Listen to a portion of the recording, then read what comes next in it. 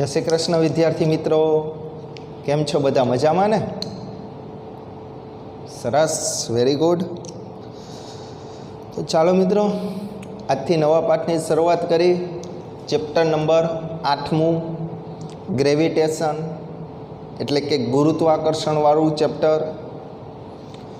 મિત્રો, આમ જોવા જઈએ ને તો આ ચેપ્ટર તમે 9મા અને 8માની અંદર થોડી આની તમને માહિતી છે કે ગુરુત્વાકર્ષણ વિશેની આમ જોવા જઈએ તો માહિતી મોટા ભાગની સર આઇઝેક ન્યૂટન નામના વૈજ્ઞાનિકે આપેલી હતી. હા ને, આપણે 8મા 9મામાં એવા પ્રયોગ ભણ્યા હતા કે ન્યૂટન ઝાડવા નીચે બેઠો હતો અને ઉપરથી એપલ પડ્યું તો એને એવો પ્રશ્ન થયો કે આ એપલ શું કામ નીચે આવ્યું. આવી બધી ચર્ચા આપણે 9મામાં અને 8મામાં જોયેલો. પાઠ જ આવતો ગુરુત્વાકર્ષણ. હા કે ના? ત્યાં મિત્રો તમે સ્મોલ જી એટલે ગુરુત્વ પ્રવેગની કિંમત 9.8 આવી જોયેલી હતી કે ગુરુત્વ પ્રવેગનું મૂલ્ય કેટલું, તો કે 9.8 મીટર પ્રતિ સેકન્ડ સ્ક્વેર જેટલી. તો એ એટલી શું કામ એની આ સાબિતી આ ચેપ્ટરની અંદર જોશી આપણે.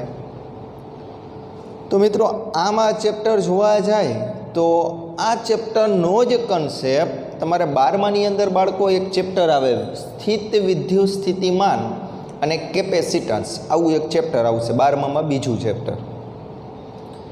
એ ચેપ્ટરની અંદર તમે વિદ્યુત સ્થિતિ ઉર્જાની ચર્ચા કરશો તો બાળકો આ ચેપ્ટરની અંદર ગુરુત્વીય સ્થિતિ ઉર્જાની ચર્ચા આવશે.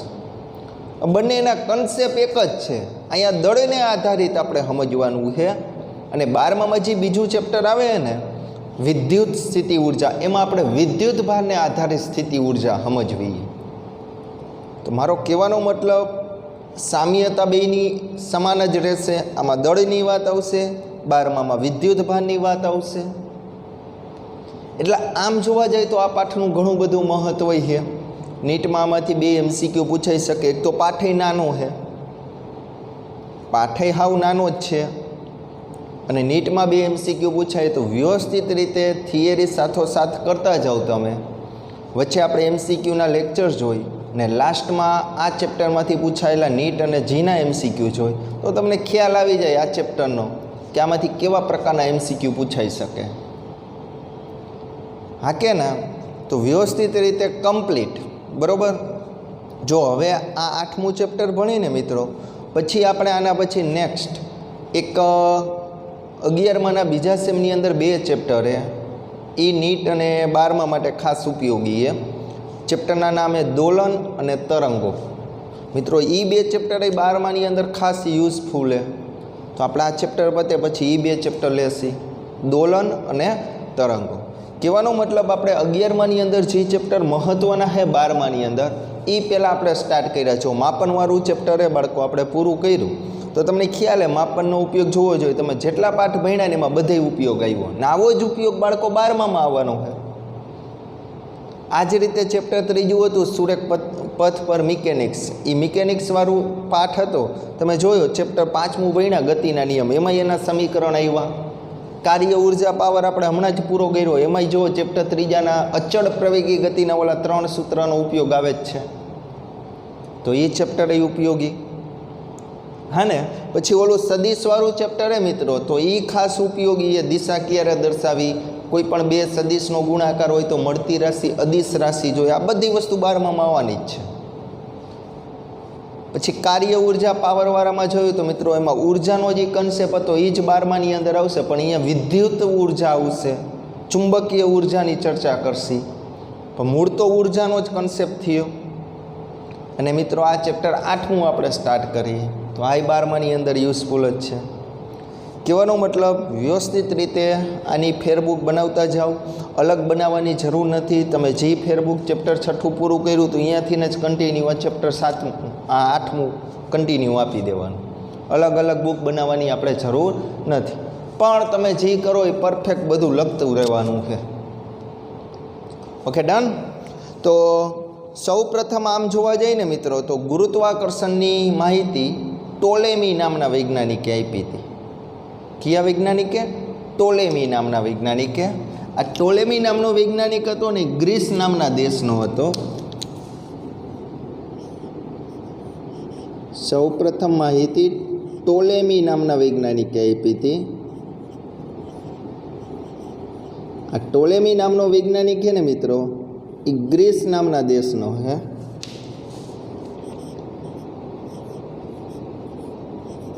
અને તેને સૌ પ્રથમ પૃથ્વીય કેન્દ્રીયવાદ સમજાવ્યો હતો. પૃથ્વીય કેન્દ્રીયવાદ. એને એવું કીધેલું કે પૃથ્વી કેન્દ્રમાં છે ને બીજા બધા ગ્રહો છે ને એ આજુબાજુ પરિભ્રમણ કરે. આવી માહિતી સૌપ્રથમ ટોલેમી નામના વૈજ્ઞાનિકે આપેલી હતી.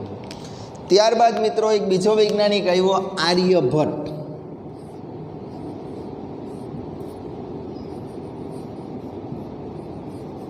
મિત્રો આર્યભટ્ટ એ ભારતનો હતો વૈજ્ઞાનિક.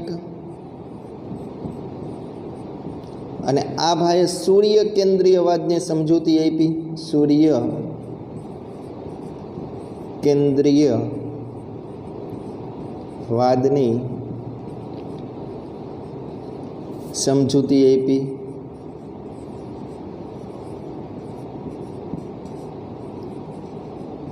આને એવું કીધેલું કે કેન્દ્રમાં સૂર્ય આવેલો છે ને આજુબાજુમાં બીજા બધા ગ્રહો પરિભ્રમણ કરે એવી ધારણા ભારતના વૈજ્ઞાનિક આર્યભટ્ટે કરેલી. ઓકે, આપણે પ્રસ્તાવનાની ચર્ચા કરી મિત્રો. આપણે પાકી નથી કરવાની, પણ આમાંથી MCQ પૂછાઈ શકે એટલે હું આ રીતે લખું. બધું વર્ગીકરણ નહીં, પણ સ્ટેપ બાય સ્ટેપ જોતા જાય. બરાબર. ત્યારબાદ ત્રીજો વૈજ્ઞાનિક હતો મિત્રો કોપરનિકોલસ. કોપરનિકોલસ. મિત્રો આ કોપરનિકોલસ છે ને એ પોલેન્ડ નામના દેશનો હતો. તેને સૂર્ય કેન્દ્રીયવાદનું સચોટ મોડેલ રજૂ કર્યું. સૂર્ય કેન્દ્રીયવાદનું સચોટ મોડેલ રજૂ કરેલું.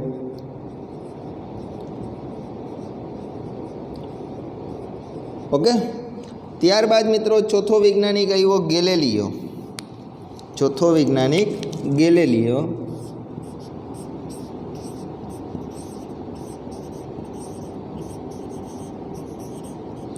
ગેલેલિયાએ મિત્રો આ સૂર્ય કેન્દ્રીયવાદને વિશ્વની અંદર પ્રસારિત કર્યો.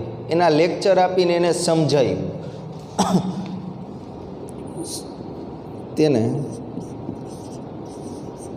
સૂર્ય કેન્દ્રીયવાદના મોડલને સૂર્ય કેન્દ્રીયવાદના મોડેલને વિશ્વ સમક્ષ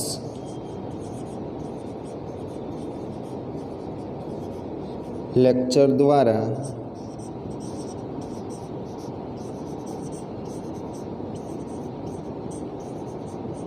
સમજૂતી આપેલી.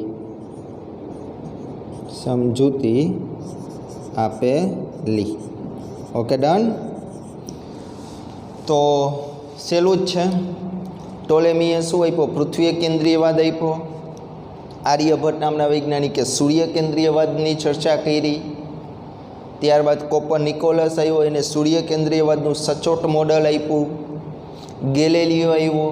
આ ગેલેલિયો નામના વૈજ્ઞાનિકે સૂર્ય કેન્દ્રીયવાદના સિદ્ધાંતોને વિશ્વની સમક્ષ લેક્ચરર દ્વારા સમજૂતી આપી. ત્યારબાદ મિત્રો પાંચમો વૈજ્ઞાનિક ટાઇકો બ્રાહે. મિત્રો આ વૈજ્ઞાનિકે ગ્રહોની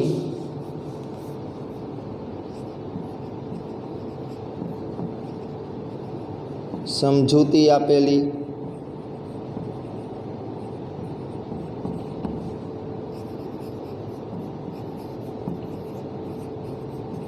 ટાઇકો બ્રાહે નામનો વૈજ્ઞાનિક હતો મિત્રો, અને ગ્રહોની સમજૂતી આપેલી કે ગ્રહો ક્યાં ક્યાં હે, કેવી રીતે પરિભ્રમણ કરે. આખી જિંદગી એને ગ્રહોની સમજૂતી માટે કાઢી નાખી ટાઇકો બ્રાહે નામના વૈજ્ઞાનિકે. ત્યારબાદ મિત્રો જોન કેપ્લર કેપ્લર તેને ગ્રહોની ગતિ માટેના નિયમો આપેલા. ગ્રહોની ગતિ માટેના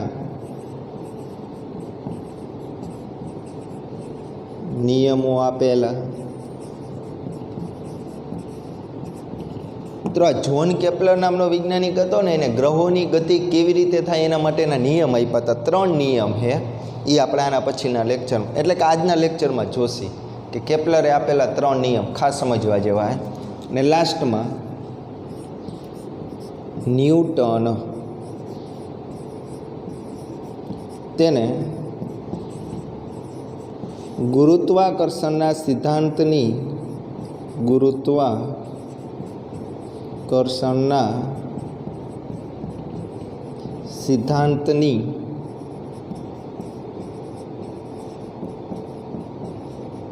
માહિતી આપેલી.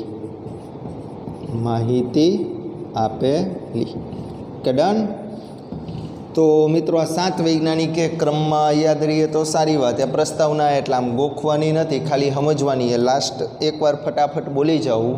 સૌપ્રથમ ટોલેમી આવ્યો. ટોલેમીએ પૃથ્વી કેન્દ્રીયવાદ રજૂ કર્યો. ત્યારબાદ મિત્રો આર્યભટ્ટ આવ્યો.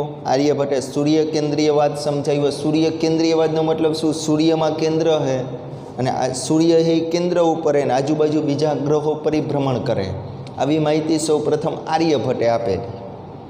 અને ટોલેમીએ સૌપ્રથમ એવો વિચાર કર્યો હતો કે કેન્દ્રમાં પૃથ્વી આવેલી અને બીજા ગ્રહો પરિભ્રમણ કરે. જે આર્યભટ્ટે એવું કીધું કે કેન્દ્રમાં સૂર્ય છે ને બીજા ગ્રહો પરિભ્રમણ કરે. ત્યારબાદ મિત્રો કોપરનિકોલસ નામનો વૈજ્ઞાનિક આવ્યો. આ કોપરનિકોલસ નામના વૈજ્ઞાનિકે સૂર્ય કેન્દ્રીયવાદનું સચોટ મોડેલ બનાવ્યું.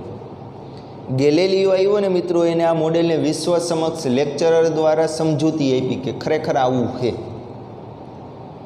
ત્યારબાદ મિત્રો ટાઇકો બ્રાહે નામના વૈજ્ઞાનિકે ગ્રહોની જુદા જુદા અભ્યાસ કર્યો, કેવી રીતે ગતિ કરે છે. જ્હોન કેપ્લરે ગ્રહોની ગતિ માટેના 3 નિયમ આપેલા છે, આપણે હમણાં જોવા છે. અને લાસ્ટમાં ન્યૂટને ગુરુત્વાકર્ષણનો સિદ્ધાંતની માહિતી આપેલી. Okay done. તો આ તમારી શરૂઆતની પ્રસ્તાવના થઈ. મિત્રો આ 1 માર્કનો MCQ. કેપ્લરના 3 નિયમો જણાવો. કેપ્લરના 3 નિયમો જણાવો. જ્હોન કેપ્લરે આપેલા 3 નિયમો જણાવો. તો પહેલો નિયમ મિત્રો કક્ષાનો નિયમ.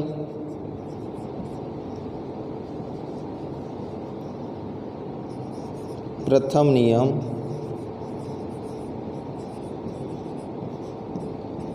કક્ષાનો નિયમ. ત્યારબાદ બીજો નિયમ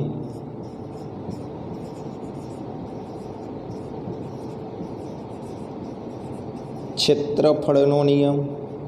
ક્ષેત્રફળનો નિયમ. ત્રીજો નિયમ કેપ્લરનો ત્રીજો નિયમ આવર્તકાળનો નિયમ. આવર્તકાળનો નિયમ. 1 માર્કના MCQ. બીજો નિયમ કયો? ક્ષેત્રફળનો નિયમ. પહેલો નિયમ કયો? કક્ષાનો નિયમ. અને ત્રીજો નિયમ કયો? આવર્તકાળનો. કક્ષા એટલે ઓર્બિટ કહેવાય ઇંગ્લિશમાં, ઓર્બિટ લો. પહેલો નિયમ એટલે ઓર્બિટ લો. ક્ષેત્રફળને ઇંગ્લિશમાં એરિયા કહેવાય, તો એરિયા લો. બીજો નિયમ એ એરિયાનો લો દર્શાવે કેપ્લરનો. ત્યારબાદ ત્રીજો નિયમ એ આવર્તકાળ. આવર્તકાળને મિત્રો ઇંગ્લિશમાં ટાઈમ પીરિયડ કહેવાય, ટાઈમ પીરિયડ ઓફ લો. આ ત્રીજો નિયમ. તો આ 3 નિયમ બરાબર. 1 માર્કના MCQ. હવે મિત્રો આપણે આ 3 નિયમની સમજૂતી મેળવીએ. બધી 2 માર્કની થિયરી, I 2 માર્કની, I 2 માર્કની, I 2 માર્કની બરાબર. તમને આવો પ્રશ્ન પરીક્ષામાં પૂછે કેપ્લરનો પ્રથમ નિયમ સમજાવો. આ જ રીતે આમ પૂછે કેપ્લરનો બીજો નિયમ સમજાવો. અને આ 1 માર્કના MCQમાં આવે કેપ્લરનો ત્રીજો નિયમ સમજાવો. વારાફરતી વાર આપણે જોઈ એ પહેલાં આનો સ્ક્રીનશોટ પાડી લ્યો બરાબર. વ્યવસ્થિત રીતે લખી નાખજો.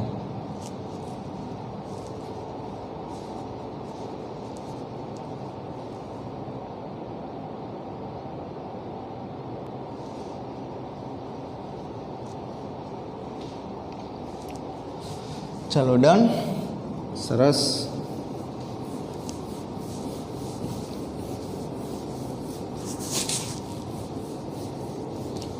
હવે મિત્રો કેપ્લરના પહેલા નિયમની, જ્હોન કેપ્લર નામના વૈજ્ઞાનિકે જે પહેલો નિયમ આપ્યો હતો ગ્રહોની ગતિ માટેનો, એના વિશેની ચર્ચા કરી. તો પ્રશ્ન આ રીતે છે, કંઈક ધ્યાન આપજો. પ્રશ્ન આ રીતે પૂછે, ગ્રહોની ગતિ માટે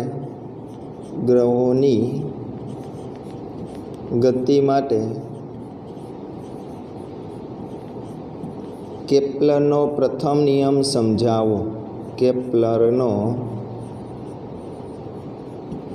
પ્રથમ નિયમ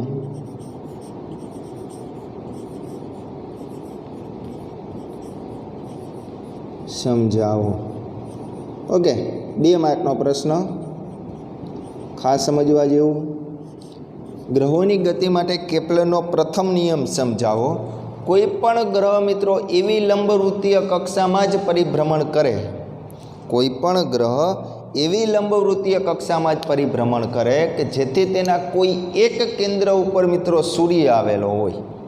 ફરીથી બોલું, કોઈ પણ ગ્રહ એવી લંબવૃત્તીય કક્ષામાં જ પરિભ્રમણ કરે કે તેના કોઈ એક કક્ષા ઉપર શું આવેલું હોય? સૂર્ય આવેલો હોય. એટલે મિત્રો આપણે એવું કહી શકીએ કે આને કક્ષાનો નિયમ એટલે કે ઓર્બિટ લો કહેવામાં આવે. બરાબર? તો એની માહિતી આપણે લખીએ હમણાં.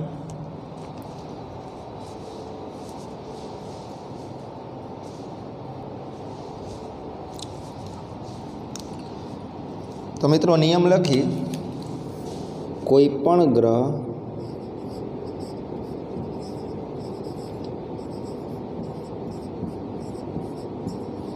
એવી લંબવૃત્તીય કક્ષામાં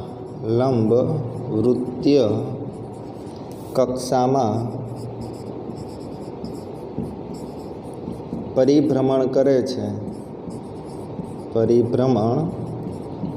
છે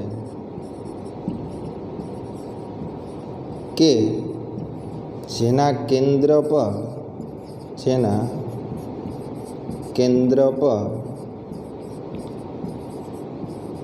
સૂર્ય આવેલ હોય. ખ્યાલ આવે બધાને? વાંચો જો એકવાર. કોઈ પણ ગ્રહ એવી લંબવૃત્તીય કક્ષામાં જ પરિભ્રમણ કરે જેથી તેના કોઈ એક કેન્દ્ર પર, જેથી તેના, એવું લખી કરે છે કે જેથી તેના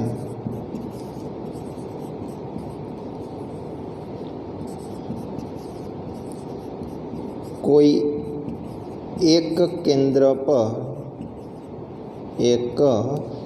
પર સૂર્ય આવેલો હોય. ખ્યાલ આવે? જોઈ આકૃતિ દ્વારા. બરાબર? નિયમ આવેલો છે કે એકવાર બોલો, કોઈ પણ ગ્રહ હોય ને મિત્રો, ગમે એ ગ્રહ, એ એવી કક્ષામાં જ પરિભ્રમણ કરશે કે જેથી તેના કોઈ એક કેન્દ્ર ઉપર શું આવેલો હોય? સૂર્ય. લંબવૃત્તીય કક્ષાએ મિત્રો. તો હું અત્યારે એમ દર્શાવું, જોઈજો. આ પેલા લખી નાખીએ. આ નિયમ કેપ્લરનો કક્ષાનો નિયમ છે. આ નિયમ કેપ્લરનો કક્ષાનો નિયમ છે.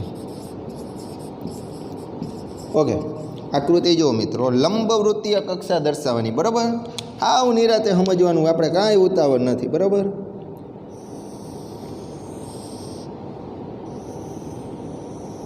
ધારો કે આવું કંઈ કે મિત્રો,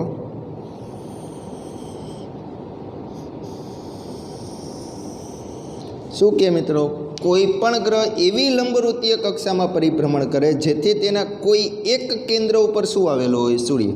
મિત્રો અહીંયા કંઈક સૂર્ય આવેલો હોય, આ અક્ષ છે એનું કેન્દ્ર, એટલે અહીંયા ક્યાંક લો. અત્યારે અહીંયા કંઈક સૂર્ય આવેલો હોય. જો આ સૂર્ય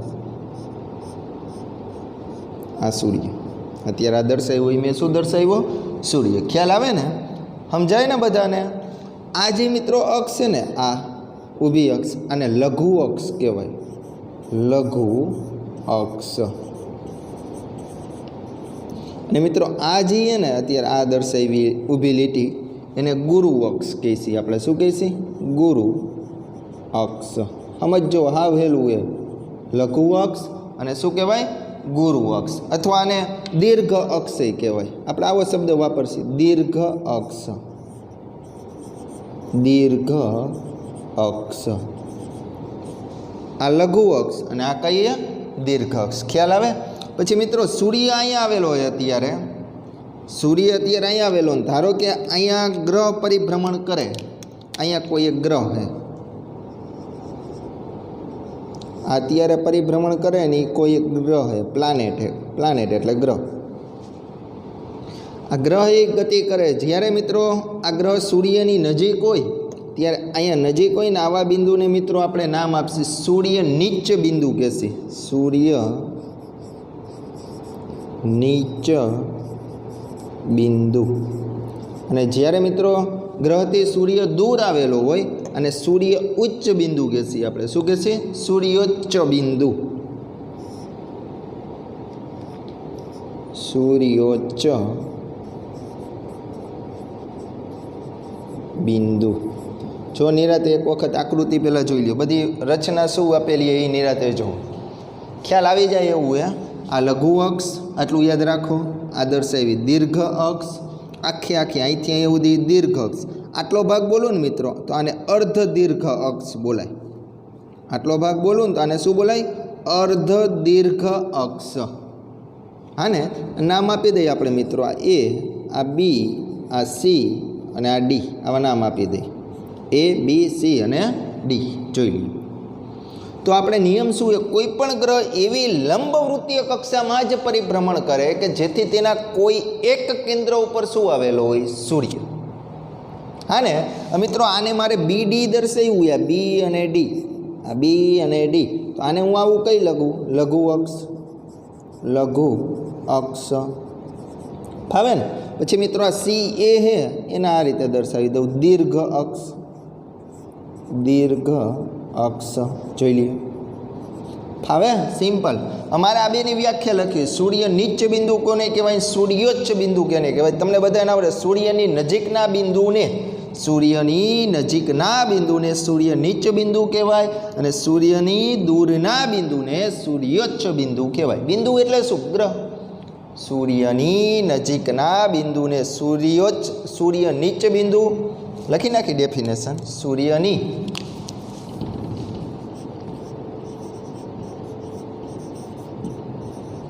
નજીકના બિંદુને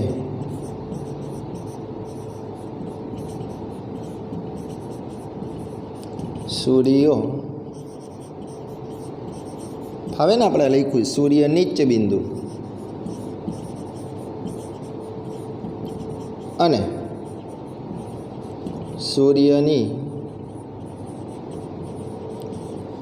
દૂરના બિંદુને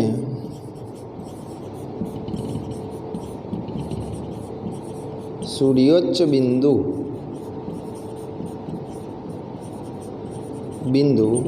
કહે છે. ચાલો, આમાં કોઈને કંઈ પ્રોબ્લેમ?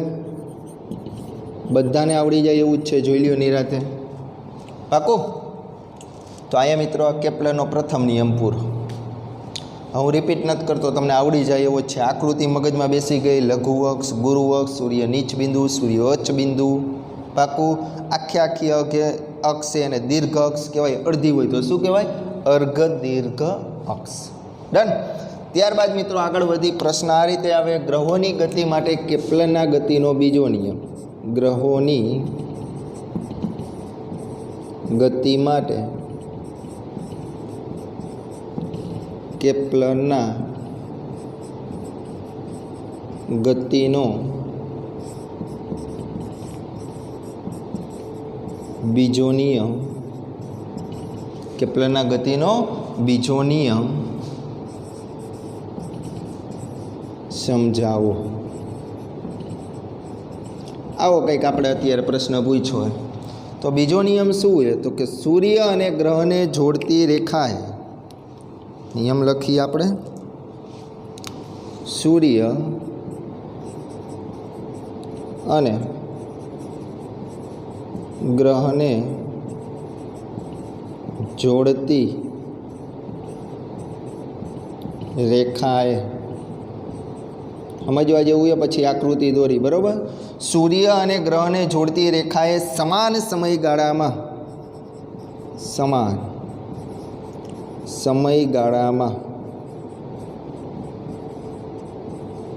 આંતરેલું ક્ષેત્રફળ સમાન હોય છે.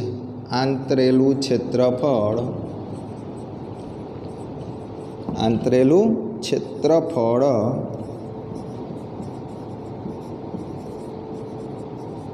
સમાન હોય છે. તો સિમ્પલ વસ્તુ એ બીજો નિયમ.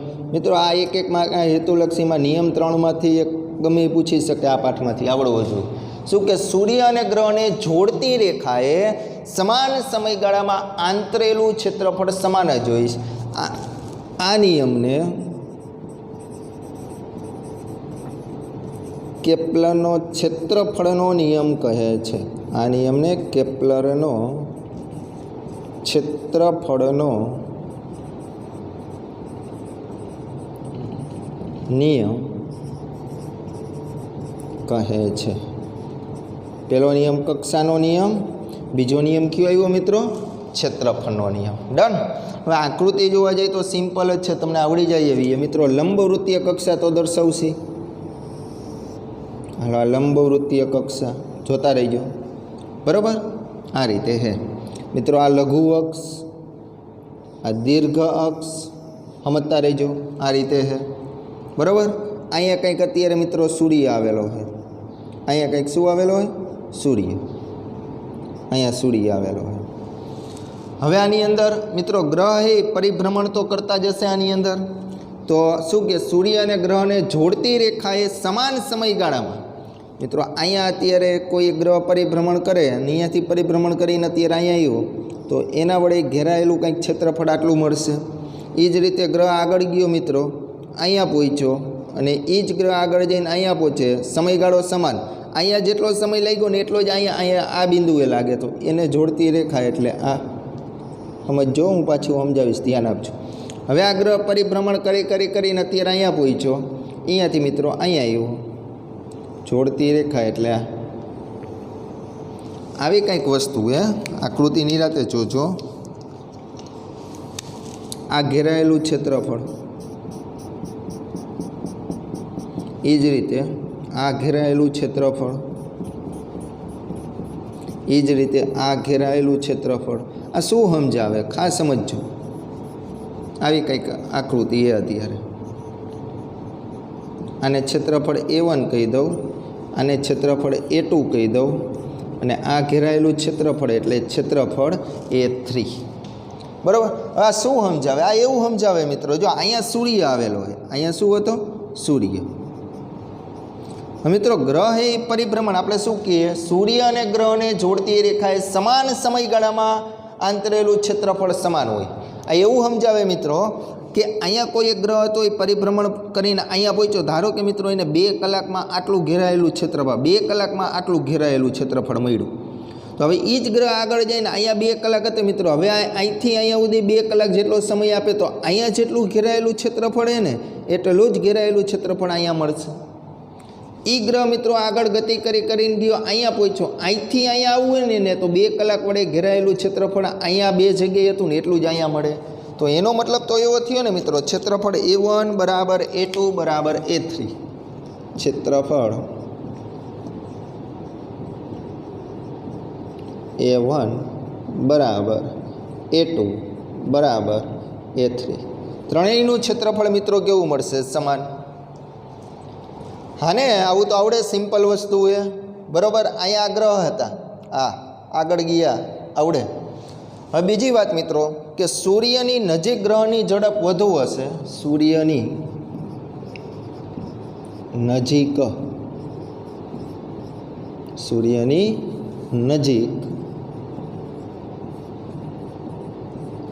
ગ્રહની ઝડપ વધુ હોય છે. સૂર્યથી દૂર ગ્રહની ઝડપ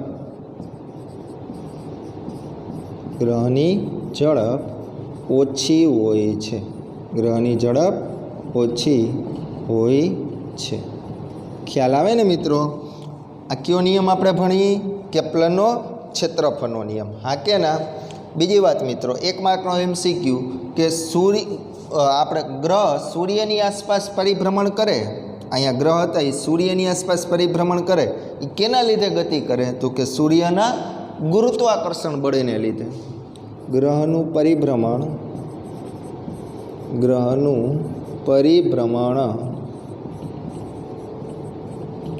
સૂર્યની આસપાસ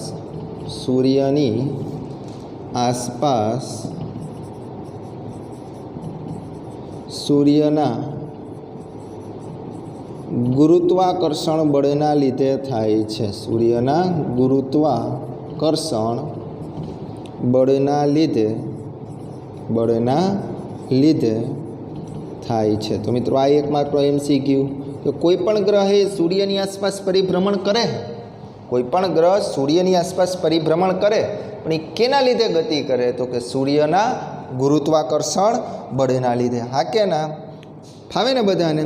ત્યારબાદ મિત્રો એક મુદ્દો ખાસ MCQ માટે કે કોઈ પણ ગ્રહોની ગતિ માટેનો કેપ્લરનો બીજો નિયમ કોણીય વેગમાન સંરક્ષણના નિયમનું પાલન કરે।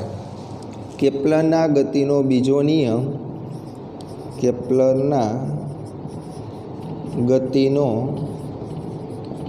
બીજો નિયમ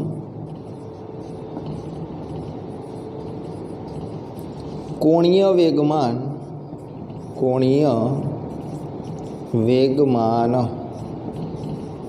સંરક્ષણના નિયમનું પાલન કરે છે। મિત્રો આ બીજો નિયમ એ આ 1 માર્કના MCQમાં પૂછવા જેવો કે કેપ્લરના ગતિનો બીજો નિયમ એ કેનું પાલન કરે? કોણીય વેગમાન સંરક્ષણના નિયમ। મિત્રો કોણીય વેગમાન એ નહીં, ચેપ્ટર નંબર 7 ચાક ગતિવાળો પાઠ ને એમાં આખો કન્સેપ્ટ આવે। આપણે અત્યારે ચેપ્ટર 8મું ચાલુ કરી, પણ કોણીય વેગમાન એને મેં તમને યાદ કરો માપનવાળા પાઠમાં કીધું હતું, વેગમાન એ કોણીય વેગમાન નથી। હા, વેગમાન એ રેખીય વેગમાન હતું, યાદ કરો સૂત્ર P = mv। પણ કોણીય વેગમાનનું તમને સૂત્ર યાદ કરાવું, L = mvr। L = mvr। m એટલે દળ, v એટલે વેગ અને r એટલે ત્રિજ્યા। ટૂંકમાં કેપ્લરના ગતિનો બીજો નિયમ છે ને એ કોણીય વેગમાન સંરક્ષણના નિયમનું પાલન કરે। ખાલી અત્યારે હાલ પૂરતી આ એક લીટી યાદ રાખજો, પછી મિત્રો આપણે ચેપ્ટર 7મું જે ચાક ગતિવાળું છે એ જોશી ત્યારે એના વિશેની સમજૂતી મળી જશે। ચાલો, આમાં કોઈને કાંઈ પ્રશ્ન આવડશે ને? લાસ્ટ નિયમ એ ગ્રહોની ગતિ માટે કેપ્લરનો ત્રીજો નિયમ દર્શાવી દઉં અહીંયા, હમાઈ ગયા કદાચ।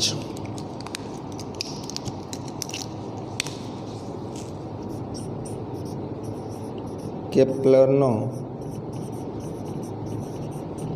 ત્રીજો નિયમ, કેપ્લરનો ત્રીજો નિયમ મિત્રો સૂત્ર લખવું એનું કંઈક આવું, t² ચલે છે એની 3 ઘાત। આ ત્રીજો નિયમ આ દર્શાવે, t² ચલે છે એની 3 ઘાત। મિત્રો અહીંયા t એટલે આવર્તકાળ, t એટલે આવર્તકાળ હે, અને આ એ હે ને એને કહેવાય અર્ધ દીર્ઘ અક્ષ, અર્ધ દીર્ઘ અક્ષ, અર્ધ દીર્ઘ અક્ષ, બરાબર। તો કેપ્લરનો ત્રીજો નિયમ એ MCQ માટે ઉપયોગી, તમને શું સૂત્ર આપે? t² ચલે છે એનો ઘન। t એટલે મિત્રો આવર્તકાળ, તો આપણે ખબર જ છે પહેલો નિયમ કક્ષાનો નિયમ, બીજો નિયમ ક્ષેત્રફળનો નિયમ, ત્રીજો નિયમ શેનો છે? આવર્તકાળનો। તો આ શું છે? તો કે ત્રીજો નિયમ એવું દર્શાવે કે સૂર્યની આસપાસ ગ્રહનો આવર્તકાળ, સૂર્યની આસપાસ ગ્રહના આવર્તકાળનો વર્ગ તેની અર્ધ દીર્ઘ અક્ષના ઘનના સમપ્રમાણમાં હોય છે। નિયમ બોલવું હવે હું અત્યારે લખતો નથી। કેપ્લરના ત્રીજો નિયમ શું દર્શાવે? કે સૂર્યની આસપાસ ગ્રહના આવર્તકાળનો વર્ગ, જોઈજો આવર્તકાળનો વર્ગ તેની અર્ધ દીર્ઘ અક્ષના ઘનના સમપ્રમાણમાં, પરપેન્ડિક્યુલર જોઈ લ્યો। જ્યાં t એ આવર્તકાળે, અર્ધ દીર્ઘ અક્ષ એટલે મેં તમને કીધું ને આ દીર્ઘ અક્ષ છે, અર્ધ દીર્ઘ અક્ષ એટલે આવી થશે કંઈક, એટલે આવર્તકાળનો વર્ગ એની અર્ધ દીર્ઘ અક્ષના ઘનના સમપ્રમાણમાં જોઈ લે ફાવશે ને બધાને મિત્રો આની પીડીએફ તો તમને મળી જ જશે એટલે ત્રીજો નિયમ એમાં તો લખેલો પણ તમને મોઢે આવડવો જોઈએ લાસ્ટ એકવાર બોલું કે સૂર્યની